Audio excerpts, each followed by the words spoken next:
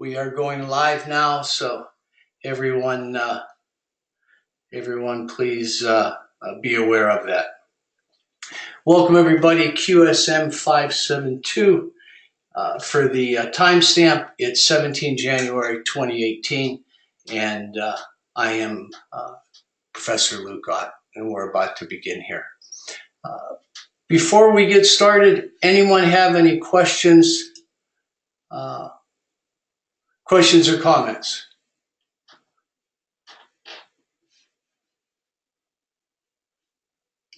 Okay, we're going to attendance is taken. 3 folks missing: Judith, DeCalo, and Dave. If they come in late, if someone would please bring that to my attention. If I don't acknowledge them, make sure they get credit for being here.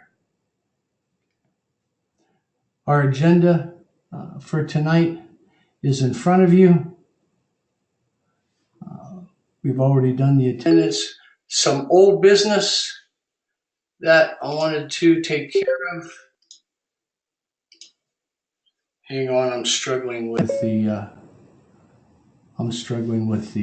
IT issues here, but I just remembered the techniques that I need to use. Okay. At the end of class, after class last time, Matthew had a question regarding the composition of your guiding coalition. It was such a good question, I wanted to repeat it for everyone's benefit. The short answer is that if you don't already have someone with finance or accounting expertise in your guiding coalition, please reach out to whoever's appropriate to do so and add them to your guiding coalition. A couple of really important reasons for doing so. That person can assist you and your team with cost calculations, your costs and revenue projections regarding your team's recommendation for your project. Okay, we talked last time, don't expect you all to be finance or accounting subject matter experts.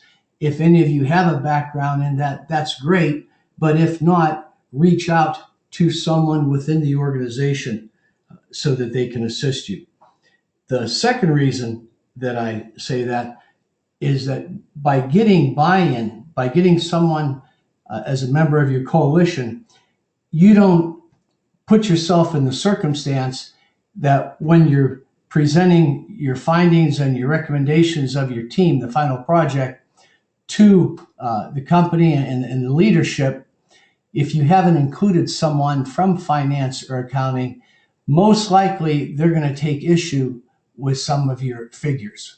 Okay, so don't put yourself in that position. Reach out to them, get them on board, and then they already have buy-in, and it also gives you really the most appropriate way to get a quality check against your finance calculations. Does that make sense?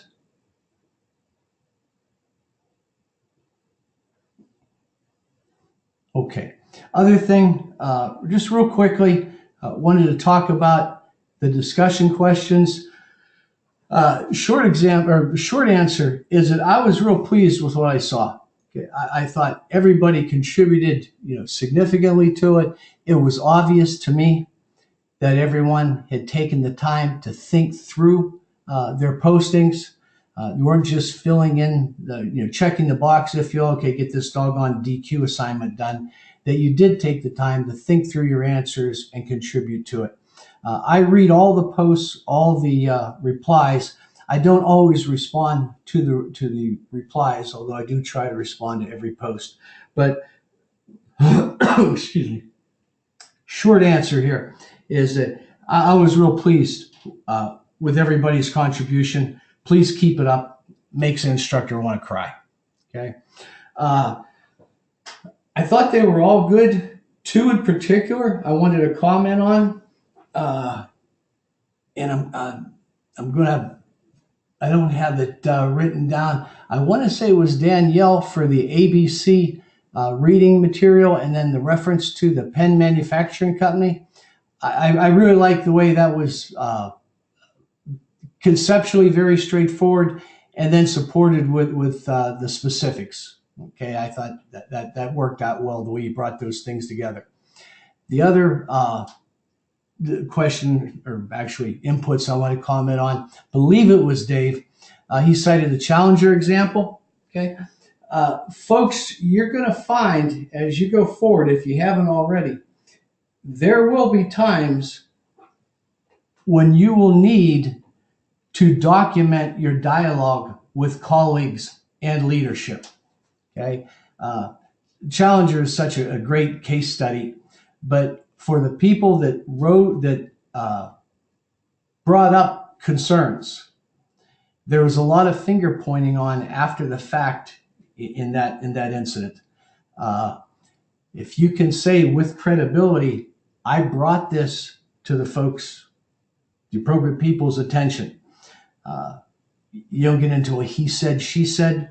Okay, not every example is going to be as dramatic as the Challenger, but at the same time, it's real easy, at least for me, to take the high ground if I've documented conversations via email or text, and then in the unlikely possibility that someone tells me, well, you never told me that. Gee, we got a problem here. I think someone hacked into your system and is corrupted your email, because I've got a copy of email I sent you 2 weeks ago saying those exact things. And on several occasions, that has been worth my while.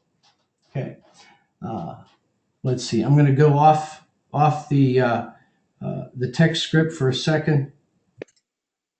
Any comments or any other feedback with regards to the DQs?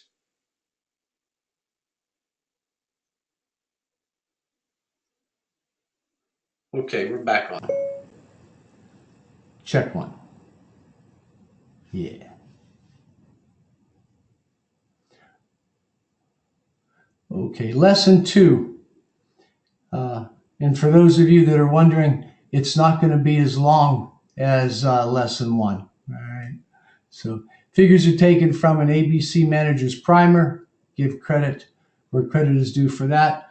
We're going to talk about some concepts and principles in front of you.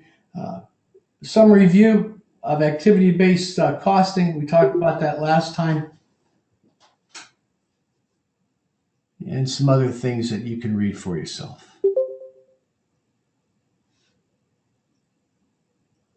Okay, this should be somewhat of review, but hopefully as we go through this will resonate more with you than it did before during last week's lesson. ABC Vice Traditional Accounting. Obviously, traditional accounting consolidates all the expenses, where ABC is process specific. This reference the ABC case study, and that's in course materials for you.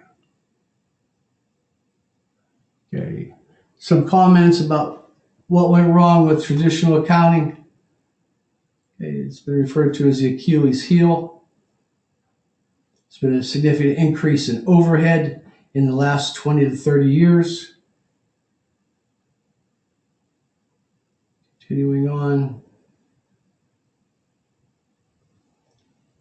Inaccurate assumptions regarding indirect and direct costs. Okay, and then the end result, last bullet on there, looking in the wrong place, no systems view, that no process view might be a better way to phrase that. And then just in general, an improper understanding of the cost of products, services, and the processes specific to each.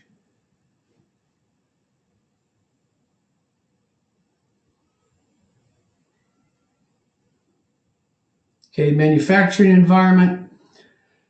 And traditionally, Lean Six Sigma, the make process, a lot of the examples in academia relate to the manufacturing industry, and there is obvious relevance for that.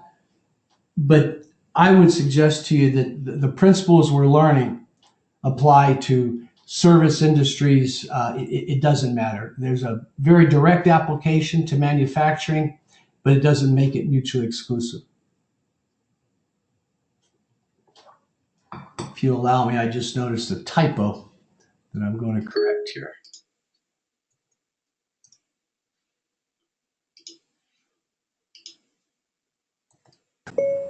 Check. Okay. I'm going to go through some slides. They're conceptual in nature. I do encourage everyone, as you review this slide deck, take 30 seconds for each of the, I'll call them graphics or pictures I'm going to show to you right now. I am not going to go into excruciating detail on all these pictures. I put you guys to sleep a lot quicker than normal. But know that they are conceptual. You should understand the concepts that are being articulated on the slides. Okay. If you have any questions regarding them, please reach out to me. Okay. Here we're talking about obviously conceptual or picture regarding overhead, material, and direct labor. Okay. Variable costs vice fixed costs. More and more, it should start to resonate with you now that variable costs are critical when you're developing your cost structure. Okay.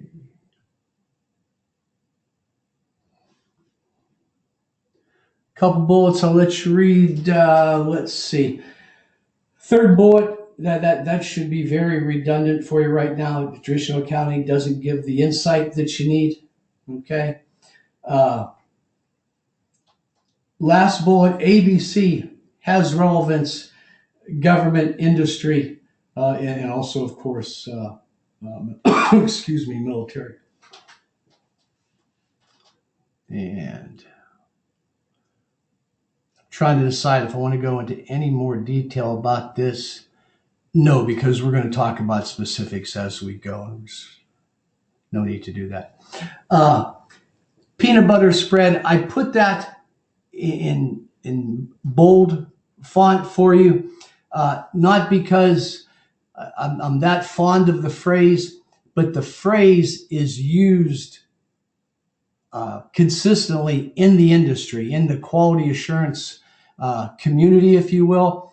You're going to see this reference to traditional accounting uses the peanut butter spread technique of allocating costs, meaning they take whatever is considered to be overhead and they spread it equally across all departments. That's all that refers to. But you will hear that again, and I wanted to make sure that everyone was familiar with the phrase. Okay. ABC trace costs by allocating them. I like that distinction. Okay. And let's see, ABC, the last bullet. ABC cost constructs are models that are used for planning. That should resonate with you a little bit.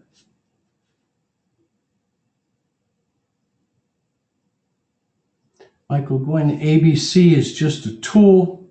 It's not an end in itself, but it does provide a very good catalyst. Catalyst for change, a catalyst for identifying accurate data that many times the leadership was not aware of in the various organizations.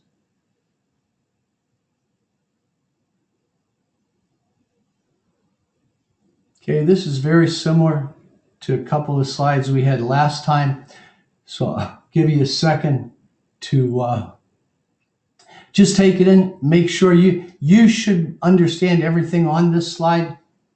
I'm looking at the chat box now to see if I need to slow down and answer any questions regarding this particular slide. I'm going to give you about 2 more potatoes, and then I'm going to move on to the next slide. If anyone needs or desires to talk about anything in detail, please just let me know. Give me a second, folks. We just had an IT malfunction. I apologize.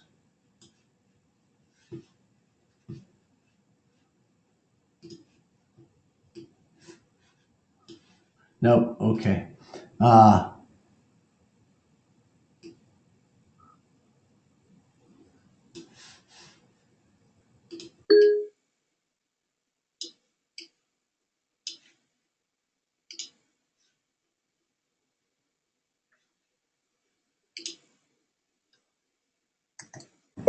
Test.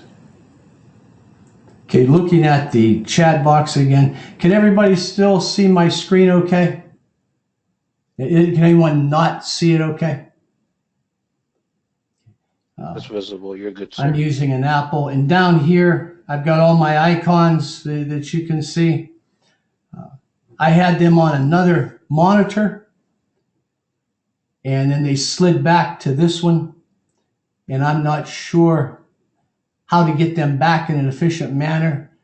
So we're just going to have to deal with that.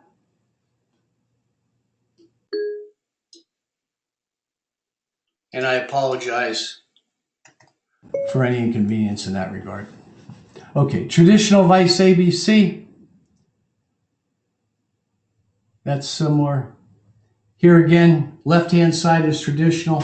ABC database, right-hand side. And these are hypotheticals, so we're not going to go down into the weeds on this. Okay. Other names you'll hear ABC referred to: process-based, ratio-based, consumption-based, economic process mapping. I don't disagree with any of those. I just don't want to get wrapped around the axle with labels either. Okay, ABC methodology, two-step tracing process. Trace the resource costs, okay? Then trace the activity costs.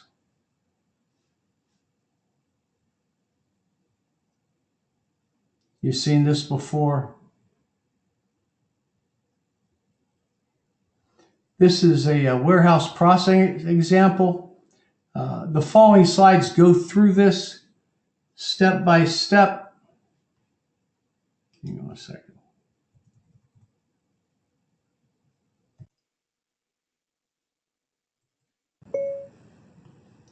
I'm not going to go through it in a step-by-step manner because you can go back and do this on your own at your own pace.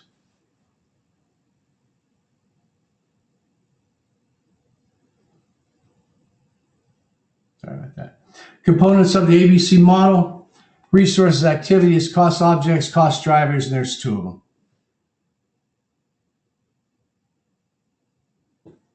ABC components, resources. Resource accounts, some examples are there: personnel, capital equipment, and some others. You can read that.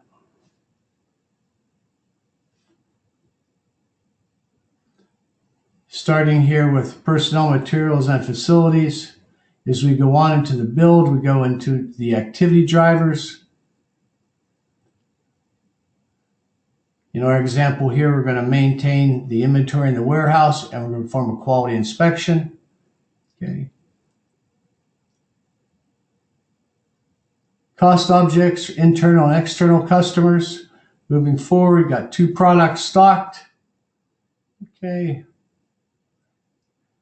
We talked about understanding your cost drivers. That's really just understanding your process and the cost structure of the process.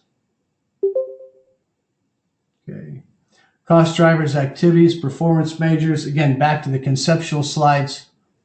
Encourage everyone to take a look at them in more detail when you have time. If anyone has any questions, of course, reach out to me. Two types of drivers: resource and activity. And somewhat intuitive. Okay. Example of cost drivers. I'll let you read that. Raw materials, labor that's required, facilities to maintain. You can see how the salaries, cost of material, cost of facility was allocated in this spreadsheet. I shouldn't say spreadsheet, in this graphic. Okay. Concept slide number 4, I guess.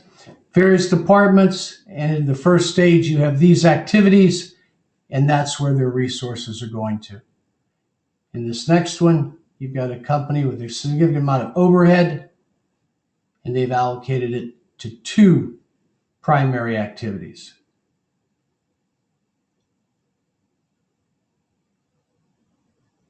This one, you're doing the same thing, except the graphic artist decided to portray it like this. I don't know if it's any better. It's just a little bit different than the other one. Okay. This is very similar, except we've got X number of departments that allocate their resources to the activities. This is very similar, so I'm going to skip it. And in this one we have, I think it's 11 different products. And this is the way of making an aggregate chart, which gives you the product, the number of parts, and the cost of that product, identified as cost objects.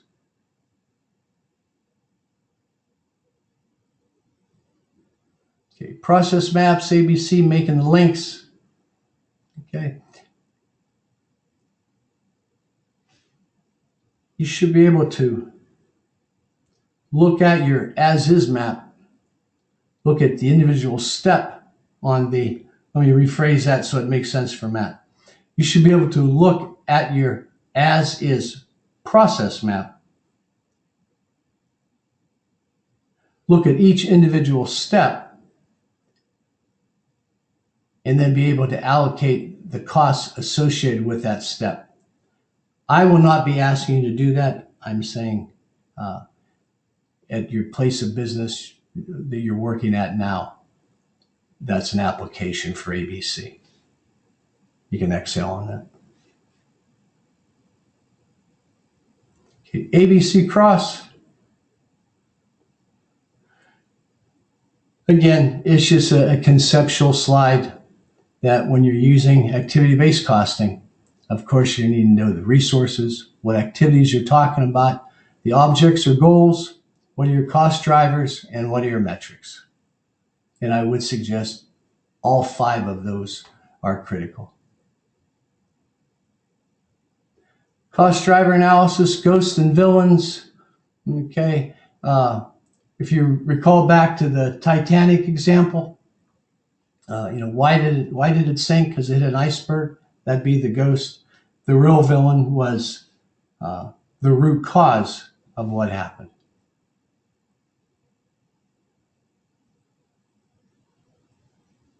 Obviously, getting the right driver.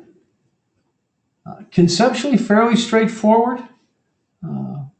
Everybody here has got enough experience that although the concept might be straightforward, actual application can be a little more challenging. Let's see, of these 3 I want to go, there's only one I think that you can read easily. This is a scatter diagram, okay? It talks about the cost driver, the dollars expended, and then depending on the software that you're using, I think I saw one team was using Minitab, I don't know if everybody's using that, you can put together a regression analysis, okay, that gives you some information, okay? Don't want to get into too much detail on that here, but if anyone wants to talk in detail about regression analysis, please let me know. What you're doing, it's a common trap. Regression analysis does not prove or is not used for cause and effect. Regression analysis is used to see if there's a relationship, a correlation between 2 items, 2 activities, 2 things, if you will. So, hi Judith, welcome aboard. No problem. Thanks for checking in with me. Okay, let's go.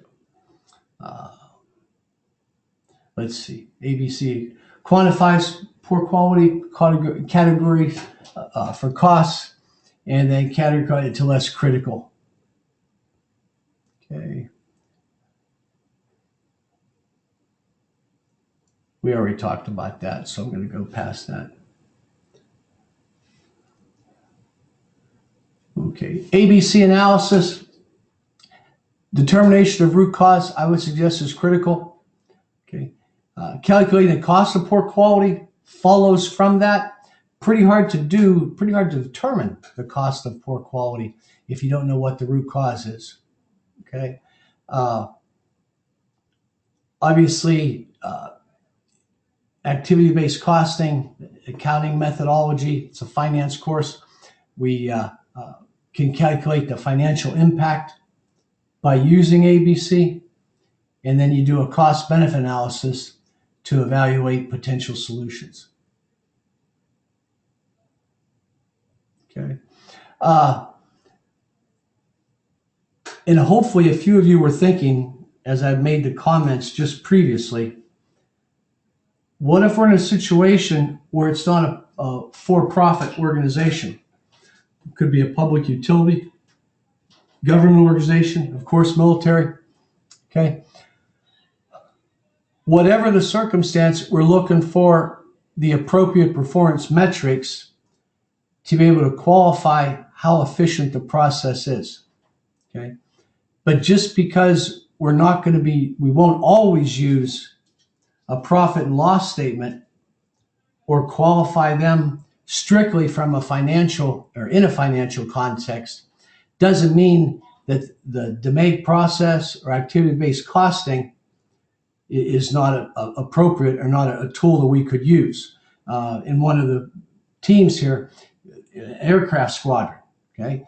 But we can use activity-based costing to see how the productivity and the mission capability is affected by the internal processes. And we'll talk about that more in detail with that team. I believe that's Team Prime Aircraft. Hope I get that right. Okay. Yes, sir. Give me a second just to review that slide. It's a key slide. And when we're done here, when you review slide 50, okay, easy for you to remember. You need to be able to review this, you need to be able to understand it, and if challenged, you need to be able to explain why these things are relevant.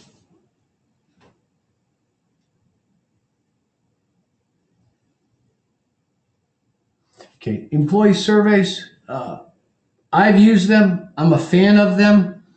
They're much harder than they look. Just because it is a challenge to determine the correct questions to ask, to accumulate the results. Okay, and normally, excuse me, folks. Normally, you get one or two chances to do it right. You can't keep going back to the well on this and get participation that's worth a whole lot more than once or twice in a reasonable amount of time. Okay. There's such thing was referred to as time-driven activity-based costing. Okay. And when we do this, as the name implies, I'm going to move ahead here. We take the total number of employees times 52 weeks in a year times 40 hours in a work week times 60 minutes per hour. We come up with roughly 2.5 million minutes per year per employee. So over here in this example, if we have an annual budget of 3.7 million divided by the 2.5, for every minute that we're allocating company resources, it costs us $1.48 a minute. Taking it to the next. So with these various resources, hang on, I'm sorry, folks. 4 resources, we've calculated their cost per minute, okay? And then the process consumes this number of minutes. We come up this for the total cost. That's strictly based on the calculation I just showed you, okay? It's not right or wrong or even preferred. It is situation specific as to where it'd be appropriate. And it could just be that that's how they've been doing it all along, so that's how we continue to do it. But on a time-based, activity-based costing model, that's how you would do it. Everybody okay with that? Look at the chat box. need to go over that in any more detail of any sort?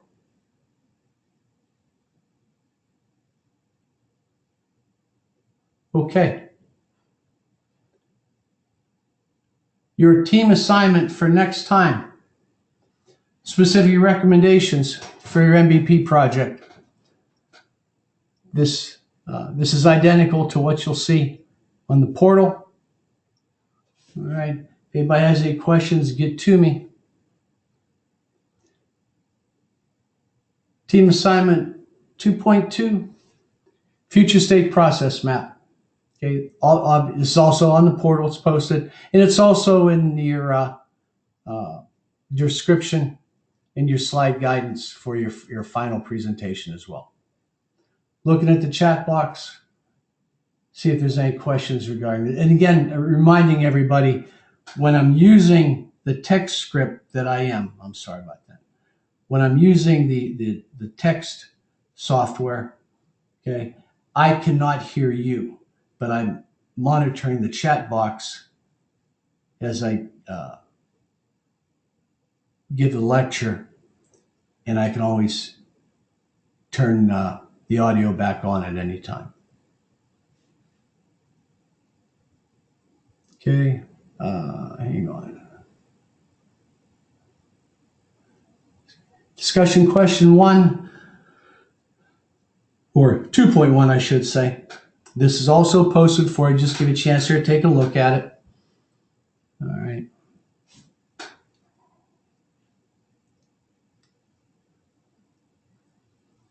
Also, discussion question number 2 for this week. It's a YouTube video. And it's a short one. I think you'll like the video. And that's the question to apply for. Okay. Let's see.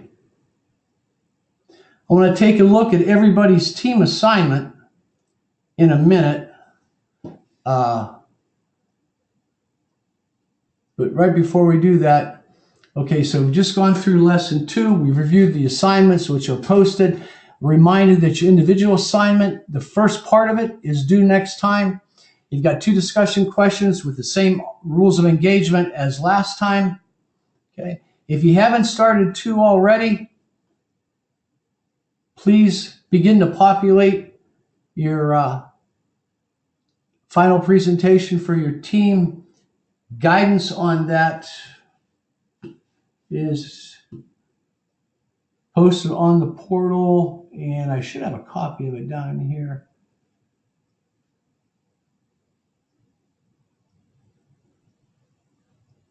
Give me a second to see if I can find it. There we go.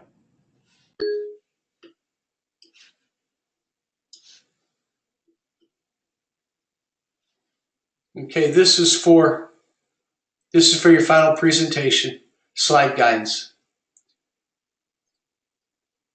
Just as a reminder.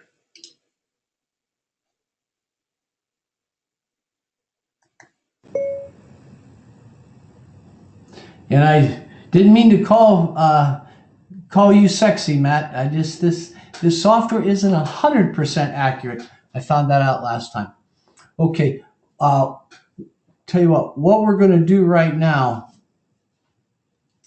is look at everybody's team assignments. And what I'll do, I think, Matt, will go with your teams first, and I'll leave this text writer on.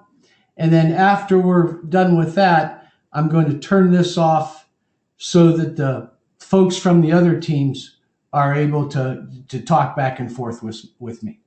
Okay. Before we do that, anybody have any questions, comments, or whatever? I'm looking at the chat box now to pick anything up.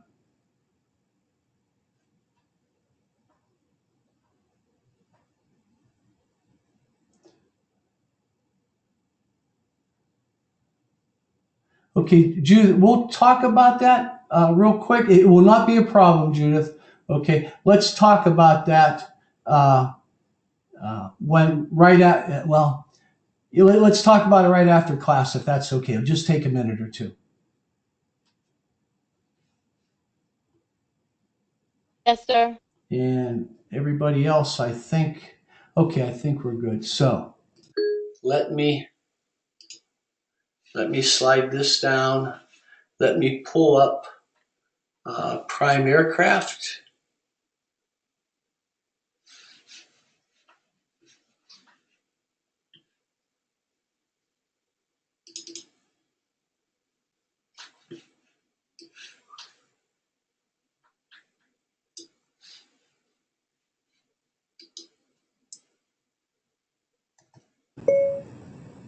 Check.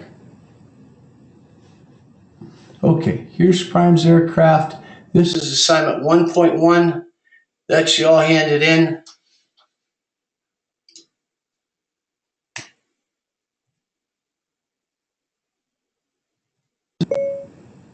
All right, let's try this again. This is Team Prime Aircraft. Here's assignment 1.1 that y'all handed in. Folks, good job on it. As I reviewed it, and what I'll do, Matt, I'll give you an opportunity to comment first.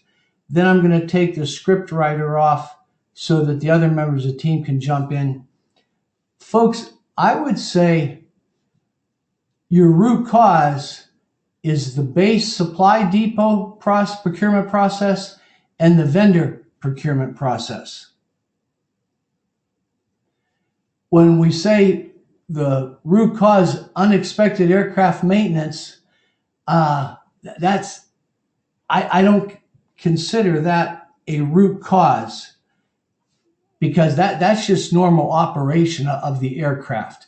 And I don't know, if someone has an idea on how you can prevent an aircraft, from wear and tear, but that's really not a root cause. As I saw it, again, the root causes are really the procurement process, the base supply depot, and then your vendor part process. Matt, any comment on that?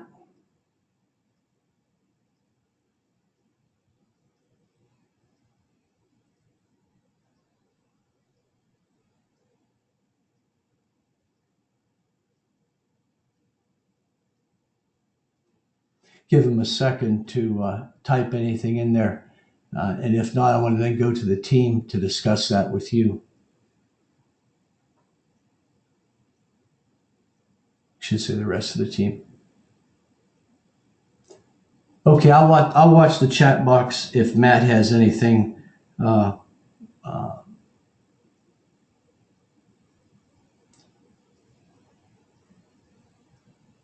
Okay, I think the time taken is the time it takes to get the parts. Okay, the root cause, what's causing the problem, unless I'm misunderstanding here, you can't access the parts on a timely basis, and then your aircraft is either down or the mission capability is degraded.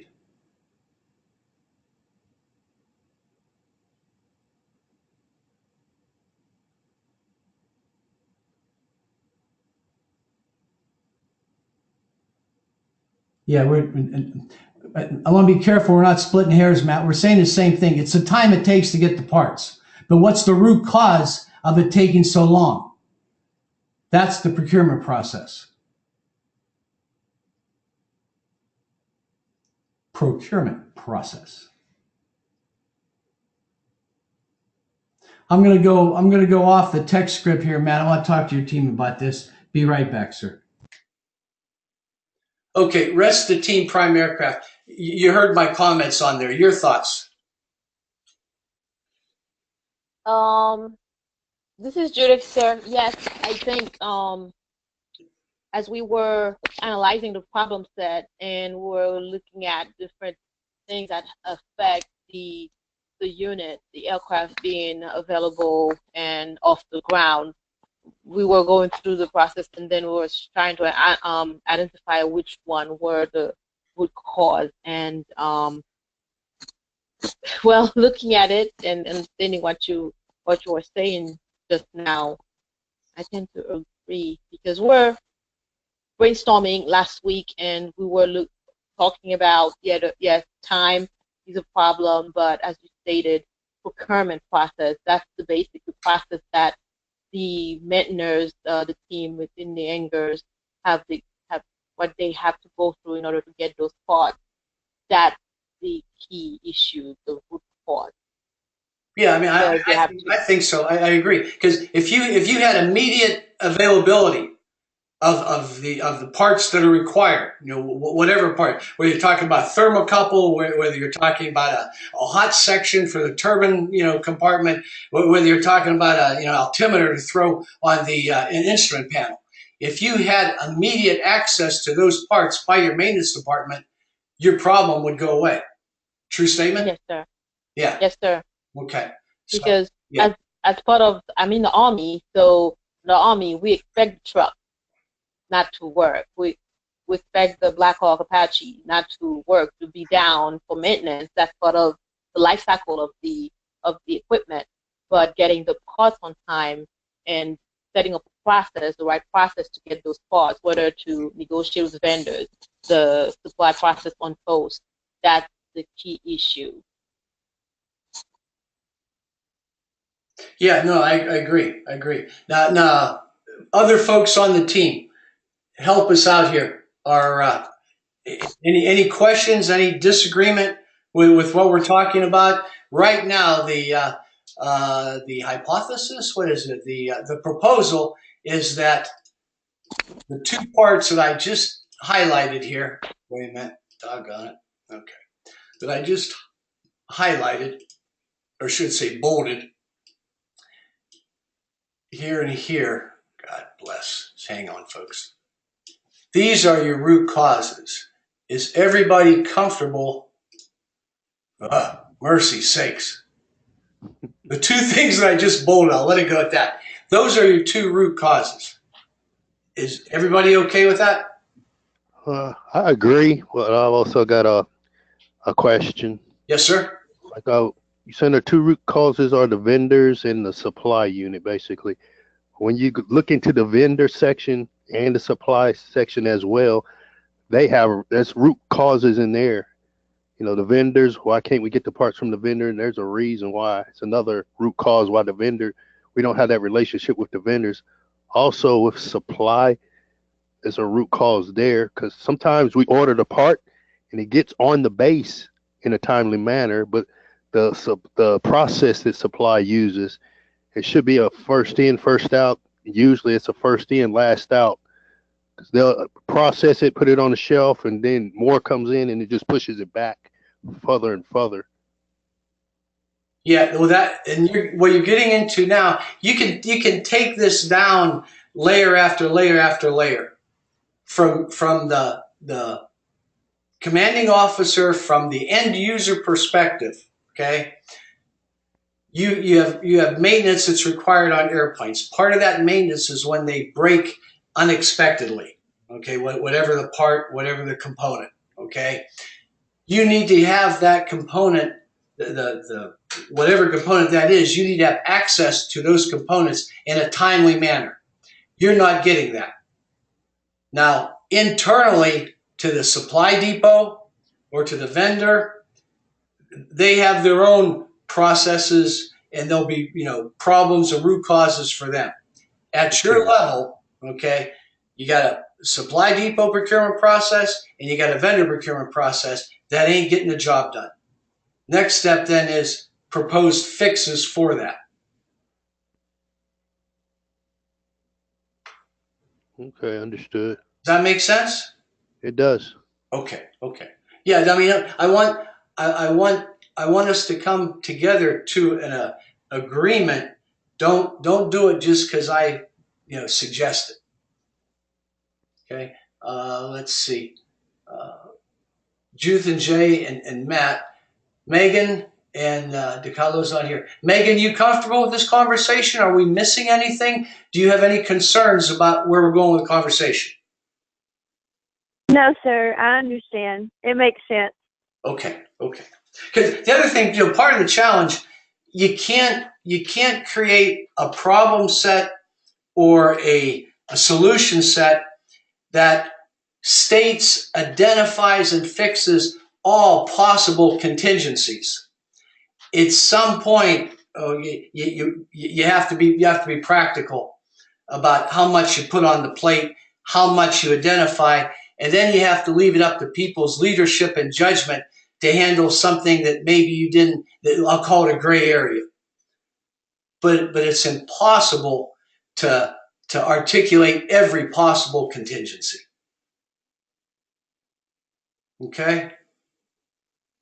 Yes, sir. Okay. Folks, when you have the opportunity, please back brief Matthew on the on what we just talked about. Okay. I'm not able to get the give and take with you if I got the text box going, and I wanted to do that. I'm going to turn it back on now, but please back brief him on anything that you think needs to be done. Okay. We will, sir. All right. Thank you all very much. Check. Okay, Matthew, I had that off for a couple of minutes while I was talking with the rest of your team members, and they will be reaching out to you to back brief you on what we just discussed.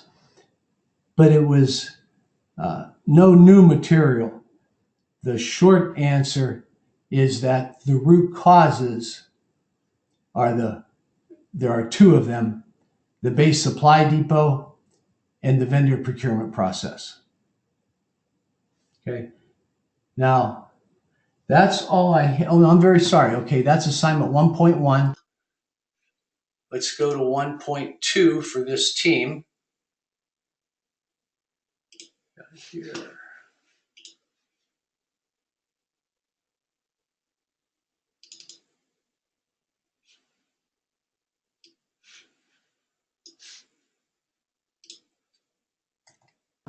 Check.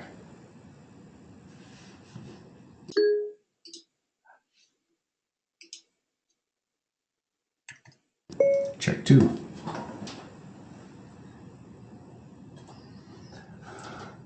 Okay, you can see in my comments on here too, cost driver analysis, everything that this team put on this slide is accurate. What I'm looking for, excuse me,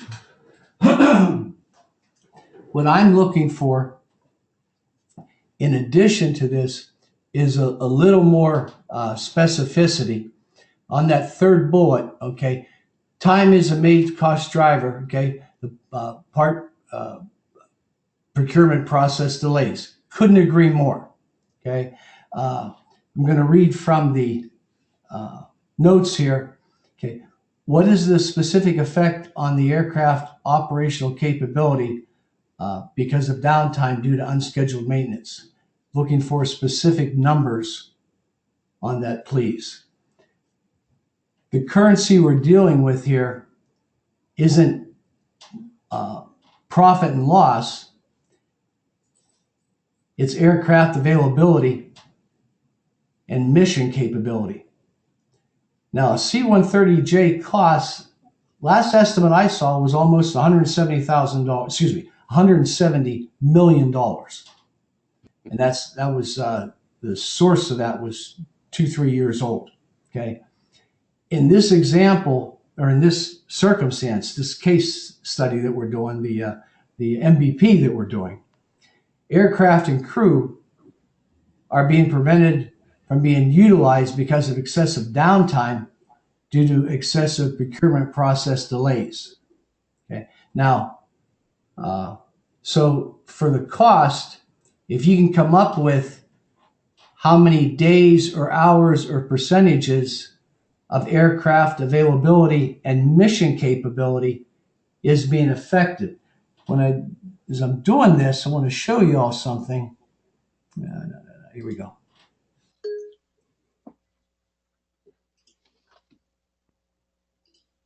Here's your mission statement. Hang on a second. Okay, here's your problem statement, and it's a good problem statement. I would like to suggest a couple of things that I think can help focus you on it. Reading from the problem statement, the last sentence, the downtime of multiple aircraft per day falls below the mandated 86% operational capacity. Well, it's not the downtime of the aircraft that falls below that. Aircraft downtime causes the operational capacity to be below 86%. So if I may, okay, you see it, 71st SAR Squadron C-130J aircraft experienced significant downtime due to unavailability of parts during unscheduled maintenance. The current operational capacity is, we need to know what that is. Do we have those figures available, or can they be found in a reasonable manner? Looking at the chat box. Current operational capacity. What? I don't know. What does that mean? I mean. Okay, Matt, I'm going to turn the text off just for a second.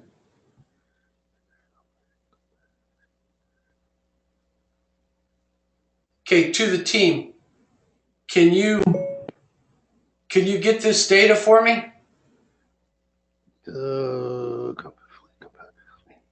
I probably can get it. I just have to know exactly what I'm looking for.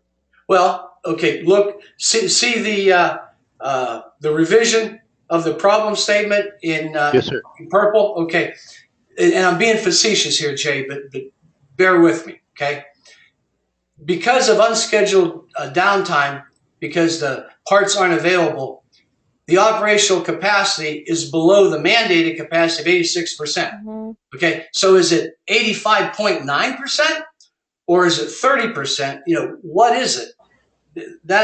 This really kind of teased this whole project up to show the significance of the unavailability of parts. That also gives you the metric then to look at or to compare your recommendations for to see how much you're going to improve it, because you identified the mandated fleet capacity as the key metric for this project. Okay. So, and by the way, it can be an estimate. Okay, don't reinvent the wheel. Don't split the atom. But we need an estimate that we can justify to show the significance of the downtime because of unavailability of parts. Does that make sense? I think so. So that current occupational capacity, trying to get a number for what percentage. What? To show the impact. Yes. I mean, I'm going to pull a number out of the air. Because of unavailability of parts, if the 71st Squadron's operational capacity is 60%. Okay, gotcha. That's a heck of a lot less than what your commanding officer wants of 86%. True statement? True statement. Sir. Yeah, and that's worth fixing. Okay, when trying to calculate that, because we've got data for a year. Look at 12 months. Look at the data you have. If you can come up with a number that you and your team are comfortable with, then we'll use that number. And you can reach out. You can send me an email, whatever. Okay, but you know, because if your operational capacity, the fleet capacity now of the squadron is 85.9%, the skipper is going to say big whoop. All right. However, if because of unscheduled downtime due to unavailability of parts, your squadron capacity is 50%, that's going to get people's attention. Additionally, not only does it not just meet the mandated, percentage, that means you got a $170 million aircraft and crew. That's one airplane. Okay, see how many it affects, that cannot do their mission. And that speaks to productivity and use of resources. Y'all see where I'm going with this? Yes, sir, I do. Okay. Everybody else okay with this conversation? Yes, sir. Okay. I mean, there are real world consequences to these aircraft not being full up round. Yes, sir. We have to show cause and effect. Yes, ma'am. Okay. Yes, ma'am. Exactly. And just because we're not doing a P&L doesn't mean there isn't money involved. The $170 million aircraft. How many aircraft do you have? 7, 8 in the squadron? 9. 9. Okay. So 9 times 170 million per aircraft, not counting the crew, the cost of training, not counting the maintenance facilities, okay, and the personnel. But if those aircraft don't get in the air to perform their mission, all that $170 million times 9 is just sitting there on the tarmac, wasting everybody's time while people need your services. So first step, how significant is this problem? And again, just putting out arbitrary, hypothetical number, say it's 60%, okay? What we will do then, we'll look at your solution and say we can get it from 60, let's try for the 86% because that is the mandated fleet capacity. So not only do we meet that number, but then we also articulate it in terms of that means how many more missions and hours can be flown, and that the SAR mission capability is improved because of that. This is important stuff, folks. Does that make sense? Yes, sir. Okay. Do you Yes, want? sir. I'm sorry. Did anybody have a question? You want to do a screenshot? Do you want me to email you this thing here? You don't have to use it verbatim, but you see how I tweaked your problem statement just a bit to be able to show where we currently are at, so we have a little more Great. insight. Do you want me to email to everybody, or Please. Okay, I'll just email. Yes, sir. I'll make a note. And you all back brief Matt for me, okay? Yes, sir. Okay, that's all I had. I think. Hang on a second here. Yeah, no, that's all I had that I want to talk to you about on your project. Let's see.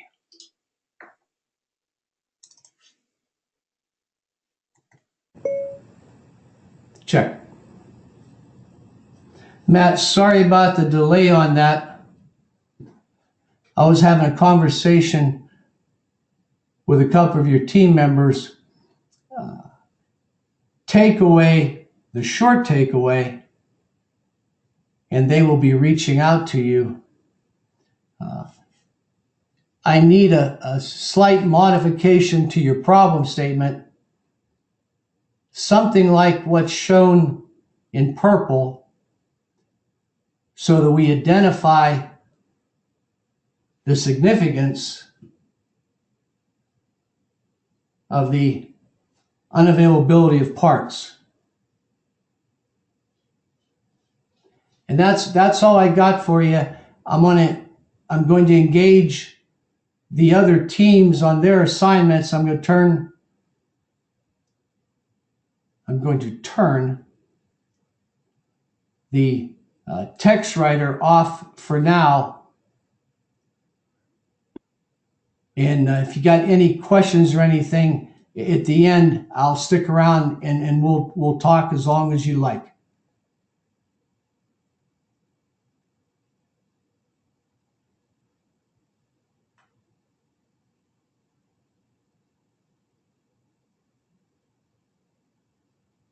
Okay, thank you, Matt.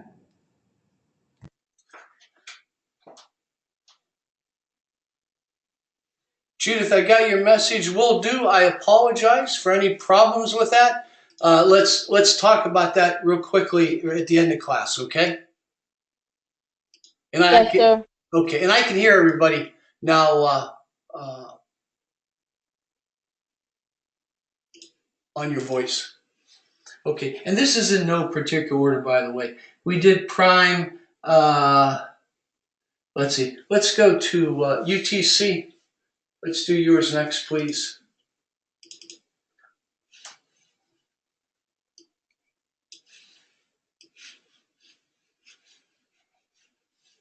There it is.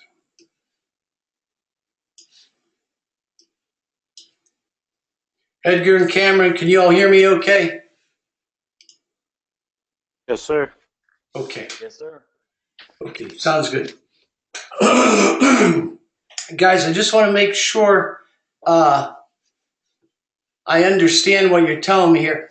Cost of poor quality. When we talk about cost of poor quality, want to get a little more specific. These are the drivers, and the root causes are the descriptions underneath this for each one. Is that a true statement? Yes, sir. Okay, that works. That's fine. I just want to make sure. All cost drivers lead to lost time, additional rework costs, and inclusion into first pass yield. As much as possible, we need specifics on this lost time, additional rework costs. Okay, the conses of that. We need specific projections for that. Let me see. Hang on. Let me pull up your second one. Yeah, okay. And you have specifics on here, so let's talk about that real quick as soon as I can find, couldn't find my cursor. So just to back up a bit, so, yeah, I knew there was something I wasn't telling you I wanted to. There's some overlap here with reference to like personal accountability as a root cause for the missing stamps, the missing initials. That's fine, okay? Just identify that as such. And when you talk about on your slide for the presentation for the cost of poor quality, you want to identify the specific root causes, and we want to identify the specific consequences, which I think you did here, okay? But I just want to make sure, okay, we're going to focus on these five cost drivers. True statement? Yes, sir. Those with our Pareto, those were the highest hitters per se Okay. of what is causing our issue. Yeah, no, sounds good. The missing information that cost us, was that a total of $500 for X number of occurrences?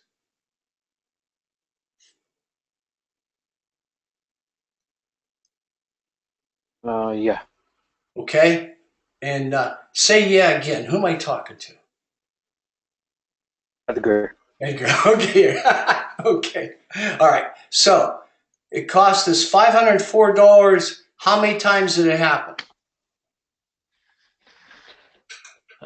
If you hover over the gray area, it'll give you the amount. That's the Just amount. above that, I I want to think. know the number of occurrences. Occurrences, I believe, was 42. Okay. Okay. 42. See the problem? So now, hang on a second. And folks, I am not picking on this team. I'm just showing everybody how we have to make sure that our numbers are accurate. Let me take a second here when I talk about this. Anytime you put, this is for all the teams, okay? Anytime you put something on a slide, two things you need to be thinking of every time. Are the figures I put up there accurate? Can I speak to them? Also, when you come out of this program, You will be the subject matter expert for your organization, or a subject matter expert with regards to Six Sigma and the DMAIC process. If you put up a slide that has a conclusion that A plus B equals C, if you're not entirely comfortable with the data that you use for that, you need to be qualifying that slide or that report saying, based on the data we've evaluated thus far, this is our conclusion. It might be a tentative conclusion, but for your own personal credibility, you want to make sure that people understand what you're telling them, what you're not telling them. Okay, so on here, we've got, for missing information, we've got $504, and it happened 42 times. Okay, that means it was $12 per incident. True statement? Say yes, because that's what you got here. Yes, sir. Okay, I did not do them for all the other ones. Okay, I just looked over here, but here it's, so see if you can, see if you can fix this for me, okay, or whatever you need to do so that it adds up on this presentation, but it does corroborate what you have over here. Now, I didn't do 2, 3, 4, and 5. I know you guys are going to do that. Okay. Now, is this an annual cost for each category?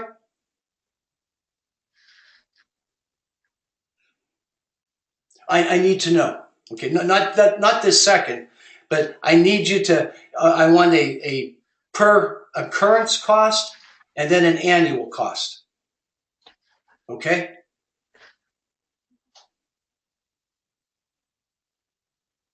Guys, you with me? Yep, Yes, sir. got it. Okay, so you've already got the occurrent per incident cost. Okay, now we need to know. Okay, is that 1 year?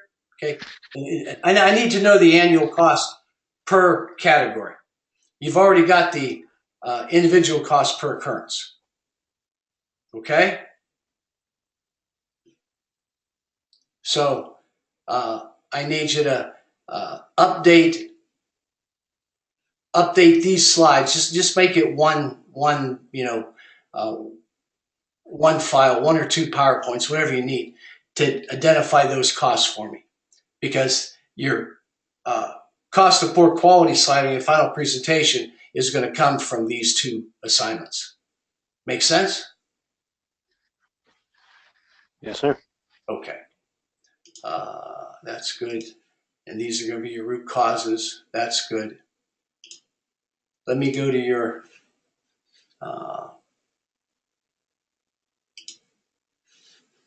UTC. Yeah. Now, by the way, what company is it, and are both of you employed at that company? Yes, sir. Yeah, And both of it us are is- employed there as United Technologies. UTC. Makes sense. Okay, cool. That was easy. I mean, you're both there, so that's even better. Okay. How about.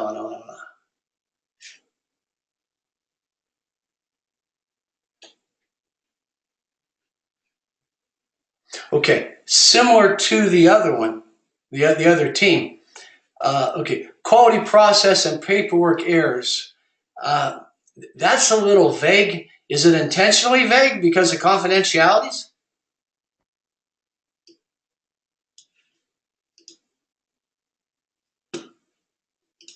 Hello? No, at the time that we wrote the problem statement, those were the inconsistencies in our paperwork were leading to our FPY percentage being down. So that's, we still need to update our problem statement and we still need to add in the actual money amount, which is why it's still X'd out. Okay, well, I didn't know if it was confidential. I mean, now is the time. Okay, and that the cost of poor quality is where that money amount comes in there. Now, if you need to be cryptic about it for confidentiality reasons, we can work that. Okay, just let me know. Okay, but I'm seeing quality process inconsistencies, and is it two errors or just one? Is it the quality process is inconsistent, or is it paperwork errors? Well, it's mainly paperwork errors, but there is some process inconsistencies that factor into the FPY percentage. But it's Is your mostly paperwork. project going to address those process inconsistencies? Yes or no? Well, we're hoping yes by the layout, the format of our forms. Okay, all right, fair enough. So with the cost of poor quality, and that's what we just talked about. You add up the aggregate, the sum of those 5 categories. That's going to be your cost of poor quality, right? Yeah. Yeah, guys, why is this so difficult? I feel like I'm pulling teeth here. Okay, if you know your cost of poor quality, you know how much this is going to be, right? Yep. Okay. Yeah, and we just recently got some of the historical data, which is why it hasn't been completely filled in yet, because we focus mainly on this assignment and we haven't updated the recent tracker slide deck that we uploaded. So Okay. we're eventually going to get to that. All right. Whatever you got to do, but we're this is game time. We're going live. All right. I need these numbers. You all need these numbers. Okay, for the work we're doing right now. If you don't have them, 100% accurate, then I need your best estimate, and I need you to be able to justify how you came up with that estimate. Okay, but we're live now. This isn't some course you're going to do down the road. We'll get to that later on. We need to be able to use these. Okay, now first pass yield has not met the 98.8 first pass yield metric. Okay, that's been established years ago for the year, blah blah blah blah blah. Okay, so what is the first pass yield? We gotta go back and get it. Okay, you When got we to came have up with the problem statement. You got to have that. Yeah. Okay, I'm going to cut to the chase here. If you're telling me your problem is your first pass yield isn't 98.8%, and I ask you, leadership at Boeing asks you, UTC asks you, well, what is the first pass yield? You can't tell them, gee, I don't know. Because this gives the whole project credibility. If and again, being facetious, if the current first pass yield is 98.7%, it's hard to get real excited about it. If the first pass yield is 50%, well then folks, guess what? Your project just got real important. Make sense? Yes, sir. Okay. Gotta have that stuff. You're dead in the water without it. 1 and 2, let's see, data collection. Yeah, paperwork layout. Okay. There might be some better ways to label that or articulate that. Documentation process, test reporting procedures, first pass, testing summary, something, just because paper, it's just such a generic term. Okay. You guys decide, but I want to throw that out there for you. Let's see, that is slide 17. Oh, I got one more. Okay. The cause of 80% missing information. Okay. These are your activity and cost drivers. You're missing information, you're missing stamps, you're missing initials, packet key errors, et cetera, et cetera. The root cause is why that happened. Why are you missing information? Why are you missing initials? And that's back to the slide that you did for the assignment. Okay, but you need to be able to explain to me why that is. Hang on a second. Let me. I'm sorry, wrong one. It's more than just the label. We need to know, with the appropriate amount of specificity and rationale, okay, poor readability, operator was rushed, bottle shop, lack of accountability. Okay, those are all legit. And those are your root causes for missing info. Okay, now why did that happen? Remember the 5 whys handout? Okay, how are you going to fix that? That's what we're getting at here.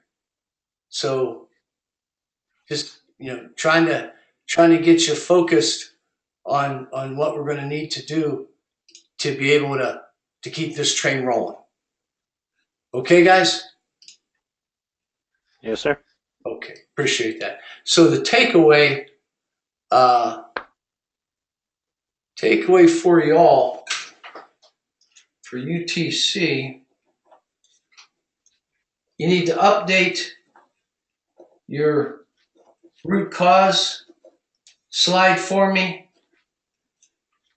A little more explanation on each one. Okay, the cost of poor quality slide. Okay, we need to know the annual amounts for those 5 categories. And then also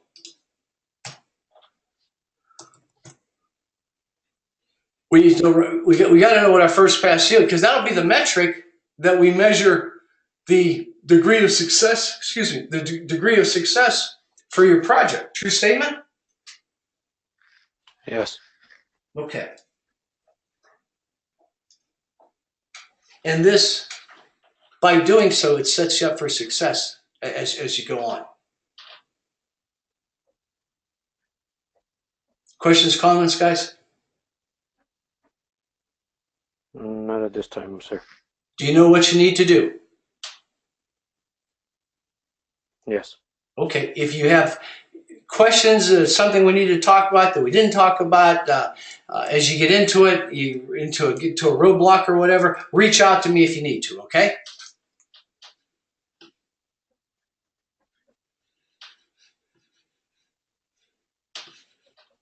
Hey guys, why is it so hard to get a response from me?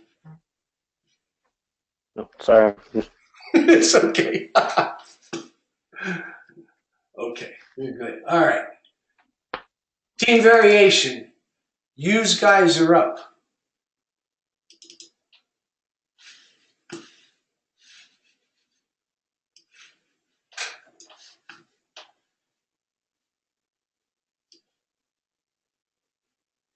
Okay, what's the company and who's employed by it, by the way? The company is Eaton, and this is Dave Garkey. I'm employed by them. Okay, I did. Hey, Dave, yeah, when did you get here? I've been here. Cool. I got here at like 8:02. All right, cool. Nobody said anything and no one checked in. Okay. Cost support, quiet cost drivers. Assignment 1.1. Okay, root causes identified. That's what I wanted to. Selection of heat treat strips prior to heat treat step. For the pilots in the group, you got to tell me a little bit more what you mean by that.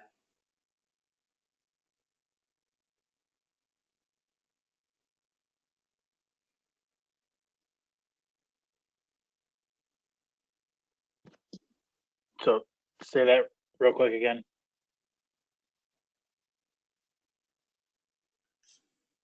See, we have root cause identified. I'm not sure what you mean by that bullet. Right. Explain. Okay. Yeah. So it's a tool. The heat treat strips are actually a tool, and the way those get chosen is directly related to the load that you get for the spring, which is the spring rate is what falls out and is actually the failure. So stepping back in the process, the way those strips are selected is critical to the root cause. Okay. All you told me that it's important. What about it specifically makes it a root cause? Has it been improper selection? Incomplete selection? Why is it a root cause? Right. So improper selection. I mean, we have an algorithm that's running right now, and that algorithm picks the heat treat strips by the grams that the cores weigh. So that algorithm has to be tweaked depending on the material for each material lot. And as that algorithm gets tweaked, you have fallout depending on the material, and you have fallout if the algorithm doesn't get used correctly. Okay. And didn't you tell me the heat treat strip was a tool? Yeah, it's actually a restraining tool that they put on the part before it goes in the heat treat furnace. Okay, so based on what you told me, to explain this so that someone who's not, intimately familiar with the process, improper selection of heat treat strips tool is a root cause. True statement? Yes. Okay. We got two standardizations. Is the root cause because there's standardization or there's lack of standardization? So the problem ends up being is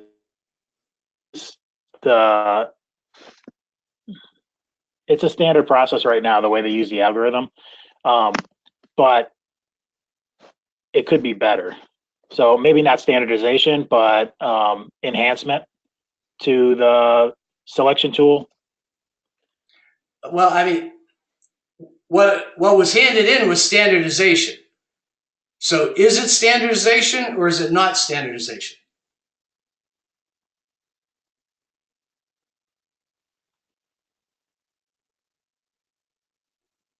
I suppose we'd have to say not standardization. Okay, meaning we want to rephrase it as lack of standardization, or are we saying the two standardization bullets here shouldn't be here? Now, the second standardization bullet is about the welding, the welding of the cores. So there's two different root causes there. One is the heat treat selection, and the second one is the welding bead size. Okay, I'm talking about the standardization bullets. Okay. I'm with you. There's one's for welding and one's for the heat treat selection. So the second one would stay, and the first one can get changed from either taken out or can be converted to improper standardization or some other wording. Well, I mean, is it the standardization that needs to be improved? This not on the heat treat strip selection, but on the other one. Okay. The welding would need to. Okay, so can we go with lack of standardization? Does that work? Yep. Okay, you want this one out of here? Yep, take it out. Okay, the rest of the team members, no one's saying anything. You guys okay with this? I concur. Speak now, forever hold your peace, because we're moving. Okay. Improper selection, lack of standardization. Now the manual welding bead size.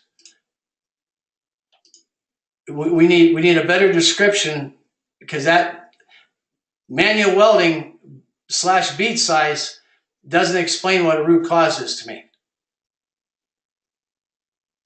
The individuals that weld the beads, there's different welders, and they don't all have the same exact weld bead size. So there is some variation to that, depending on the welder. Okay, now welding size. What I still don't understand what we're doing, what the root cause is.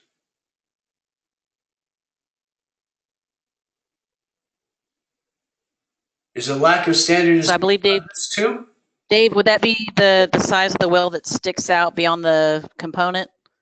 Yeah. So because there's not a standardized process in that manual welding process, it causes a variation in the weld size.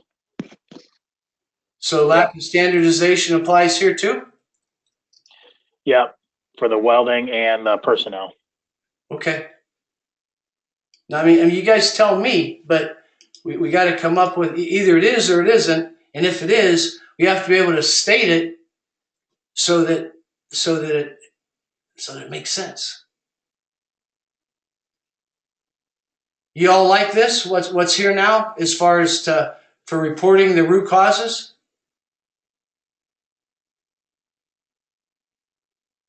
Good to go. Yep, I'm good with it. Okay. Need me to either email this to you, or you can take a screenshot, or what do you guys want to do?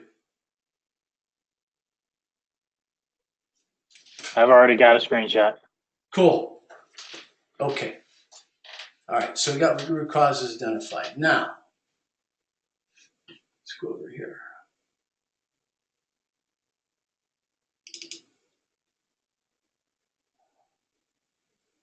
Yeah.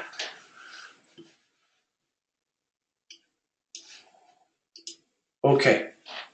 Let me. Oh, can you guys see this? I'll open up as much as I can. Yeah, I can see it. Okay. A lot of good work. A lot of computations. A little bit unnecessarily complex. You know, for me, labor costs, materials costs over here, then total output, and look at the logic you used, and all your numbers are accurate, but you multiplied 100 seals by a 40% fail rate. Okay, so that's 40 seals failed, but then we got 60 seals here, but 7,200 is for 40 fail rate, not 60 seals. Okay, and then total month output by 100, that's fine. Projected and that's fine. Same kind of, you know, inverted thing here. And then the waste totals here. Now what I did, I took your figures, okay?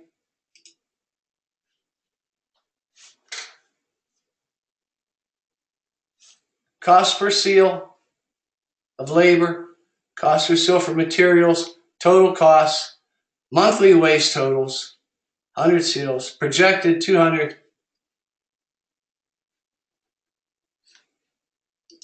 You see the slight difference in presentation? Yep. Because I had to do this manually on a legal pad to comprehend what was here. So, Okay.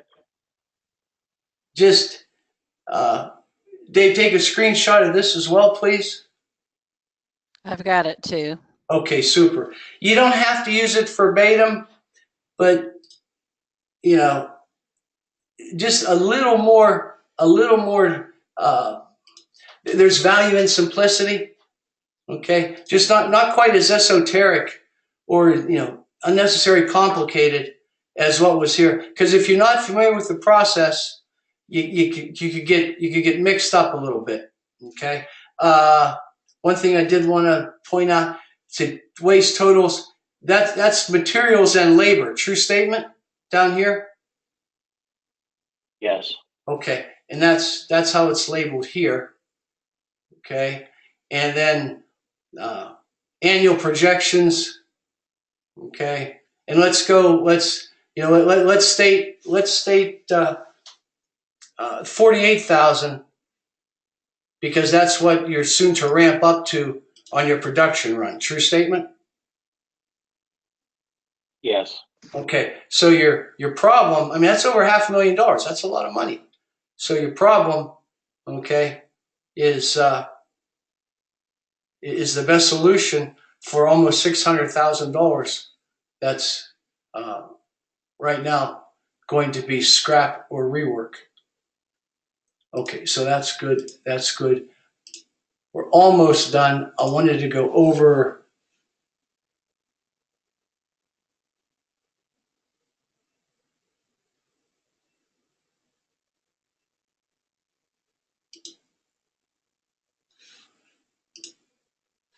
I'm sorry.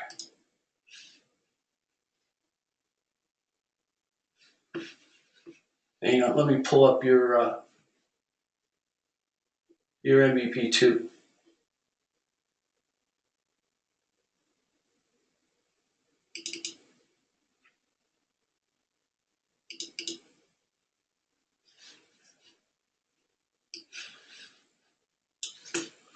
Okay.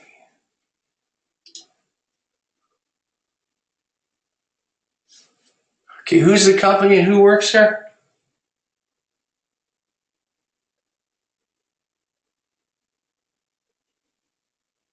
It's the Eat Company, Eaton, and Dave works there. Okay, you already told me that, but I didn't remember. Let's see. First price yield, reject rate, 60% first price yield. Yeah.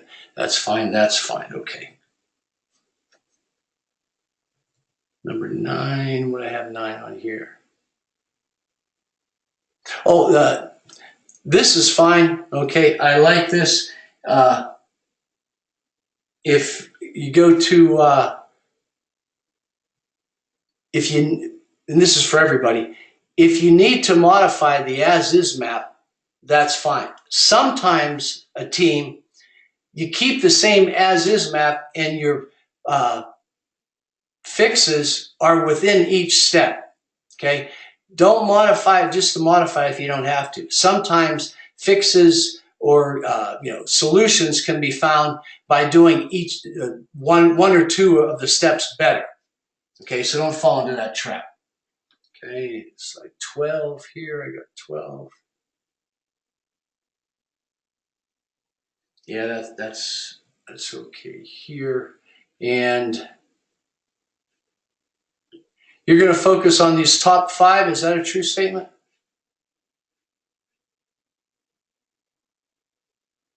Yes, they're part of the analysis we did. Okay.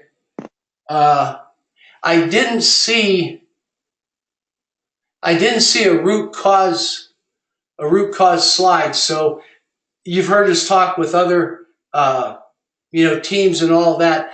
Develop that as per what we already talked about. Okay.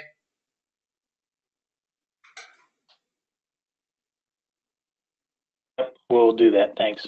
Okay. Yeah. Just update those slides for me. Let's see.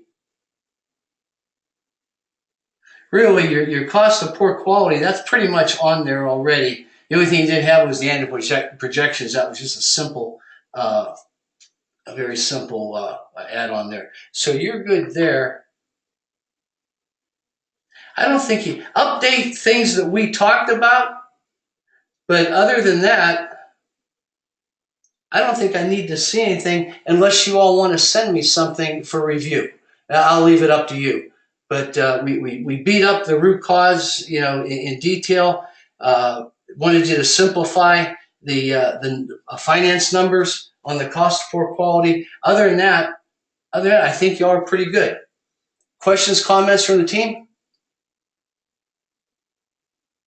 Negative. I'm good. No, sir. Okay, you guys are good then. All right, so All right, thank you, sir. yeah, piece of cake.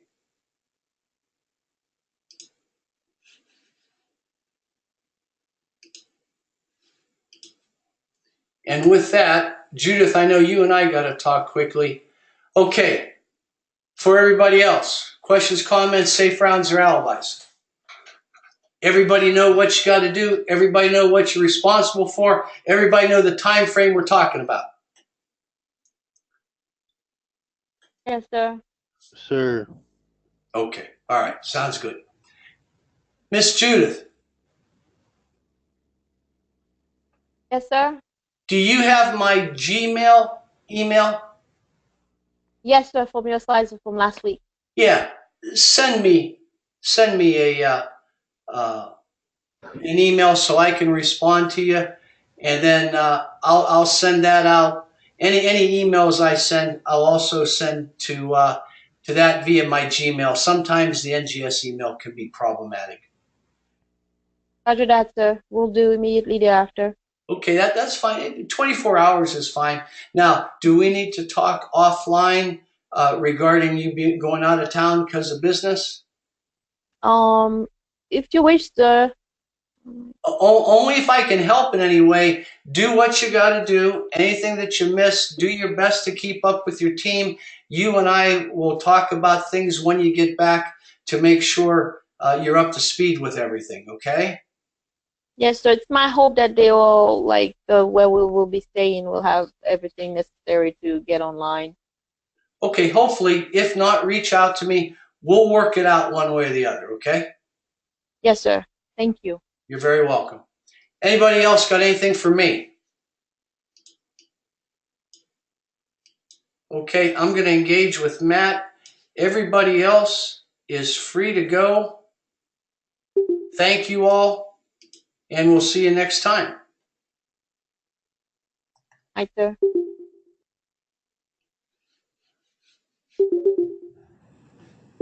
Hi, Matt. Are you there?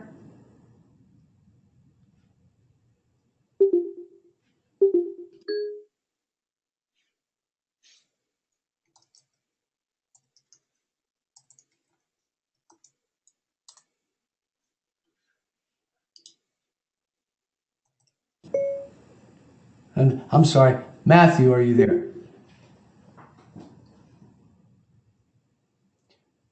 Do we need to talk about anything, sir?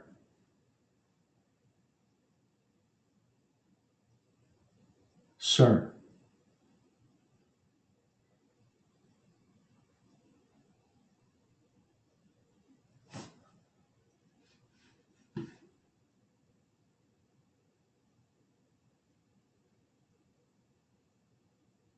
Okay, Matthew, thank you very much. We'll see you next week.